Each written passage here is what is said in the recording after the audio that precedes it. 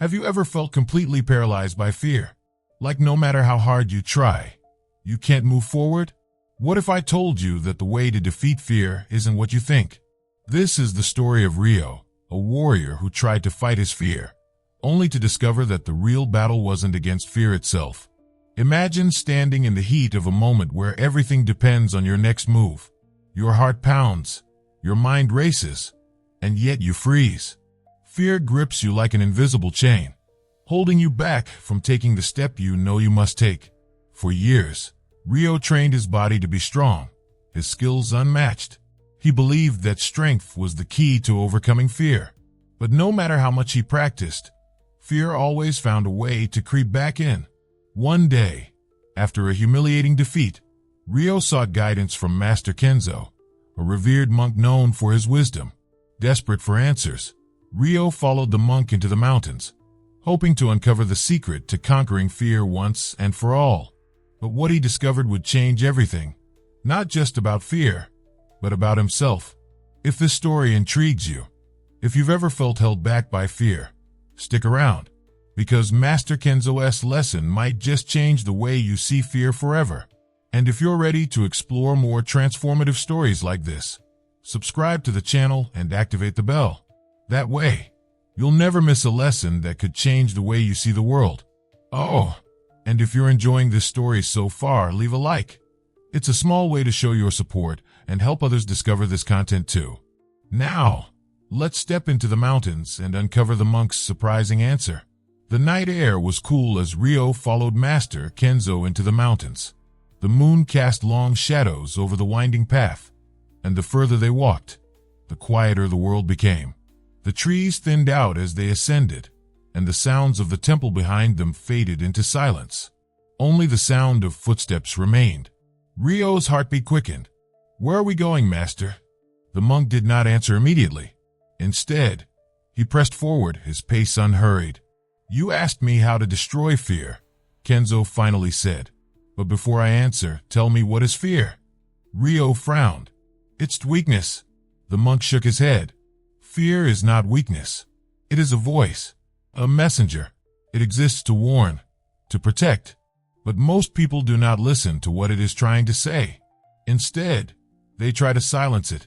They walked in silence for a while, until they reached a cave at the base of a mountain. Its entrance was a dark, gaping mouth, disappearing into the depths of the earth. Master Kenzō stopped and turned to Ryo. "Inside this cave lives your greatest fear." A chill ran through Ryo's body. He stared at the cave's entrance, his pulse quickening. "What do you mean?" he asked, voice tight. "You will see." Ryo swallowed hard. His hands curled into fists. Everything in him screamed to turn back. His mind painted images of horrors waiting inside, monsters, darkness, things unknown. Kenzō saw his hesitation. "Tell me, Ryo, what is happening inside your mind right now?" Ryo took a shaky breath. "I don't know what's in there, but I feel like something terrible is waiting." Kenzō nodded. You see, fear is not in the cave. It is in you." Ryo's breath caught in his throat. The cave had not changed. The only thing that had changed was his perception of it. Master Kenzō stepped forward, picking up a small rock from the ground. "Fear is like this stone," he said, rolling it in his palm. "Alone, it is nothing. But if you hold it close enough to your eyes, it will block out the entire world." He tossed the stone into the darkness of the cave. The sound of it hitting the ground echoed into the unknown. The closer you cling to fear, the larger it seems. But fear only has the power you give it. Ryo clenched his fists. "And if I refuse to give it power?" Master Kenzō gestured toward the cave. "Then enter, and prove it." Ryo stared at the darkness ahead. His entire body resisted. The cave itself was nothing but stone and shadow. But if he turned back now, he would always be a prisoner of his own fear. Summoning every ounce of courage, he took his first step into the unknown. Ryo took a deep breath and stepped into the cave. The moment he crossed the threshold, the air grew colder. The darkness pressed against him like a living thing, and his heartbeat pounded in his ears. His hands grazed the damp stone walls as he moved forward. Each step felt heavier than the last. The silence was suffocating. Then suddenly a whisper. It was faint at first, like the wind shifting through the tunnels. But then it grew clearer. A voice. His own. "You are not strong enough." Ryo's chest tightened. He turned sharply, but there was no one there. The whispers continued, echoing off the cavern walls. "You will fail again." Ryo gritted his teeth, his breath uneven. "You do not belong here." A shiver ran down his spine. He had heard these words before, not from the outside world, but from within himself. The cave wasn't haunted. It was reflecting his deepest fears. His hands curled into fists. Was this what Master Kenzō wanted him to see? He had spent years trying to outrun these thoughts, to bury them beneath training, discipline, and ambition. But here, in this darkness, there was nowhere left to run. He forced himself to keep walking, deeper into the cave. The whispers grew louder. The fear surged within him, twisting like a storm in his chest. A gust of wind howled through the tunnel, or at least, that's what he told himself it was. In the absolute darkness, his mind started playing tricks on him. Shadows moved where no light existed. A cold sweat ran down his back. A part of him wanted to turn back, to run. Then he remembered something Master Kenzō had once told him during meditation training. Sit with your fear. Do not fight it. Let it speak. Ryo stopped walking. He closed his eyes and let the fear wash over him. "I hear you," he whispered. His doubts, his insecurities, they had always been with him. But for the first time, he did not try to silence them. And as he stood there, in the heart of the darkness, something unexpected happened. The whispers did not grow louder. They began to fade. The cave was still dark. The air was still cold. But suddenly Ryo felt lighter. Master Kenzō's words echoed in his mind. "Fear is not the enemy. Avoiding it is." He exhaled slowly, opening his eyes. The darkness remained, but it no longer felt threatening.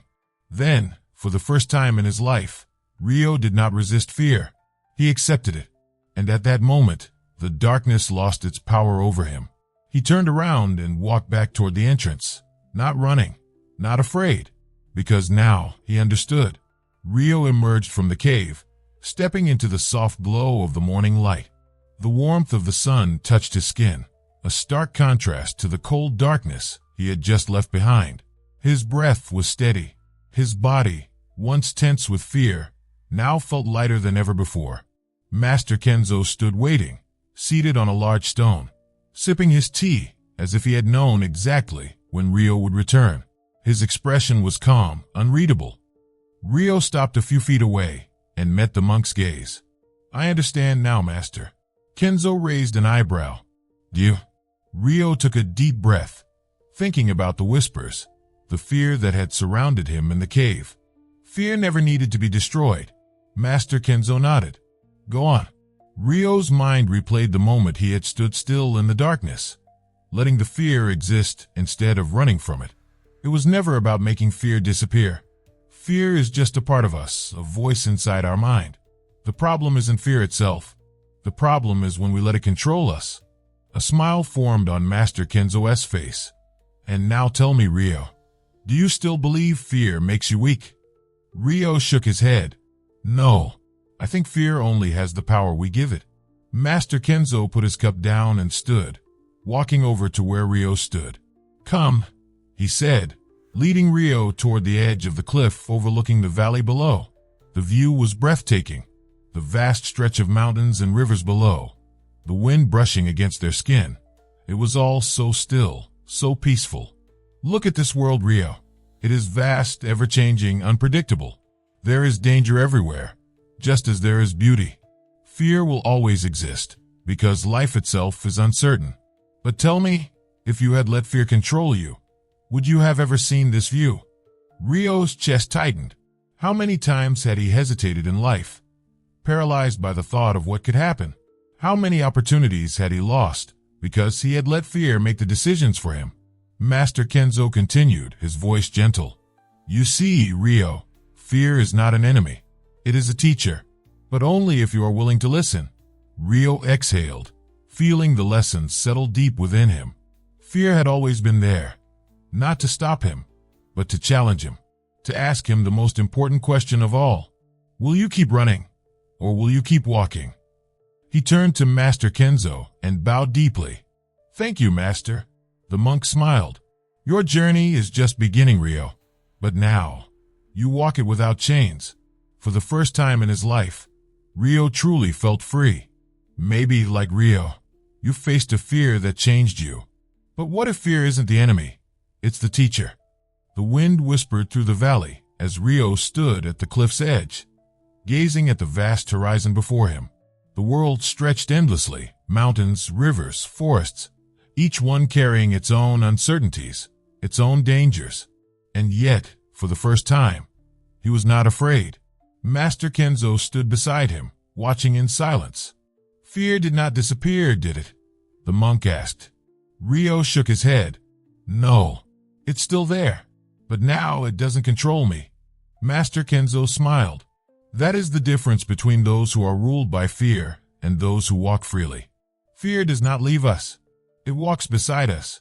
The question is, will you let it lead, or will you lead instead? Ryo inhaled deeply, feeling the crisp air fill his lungs. He had spent years believing that strength meant erasing fear, that true warriors were those who felt nothing, who were immune to doubt. But now he understood. Fear was never meant to be defeated.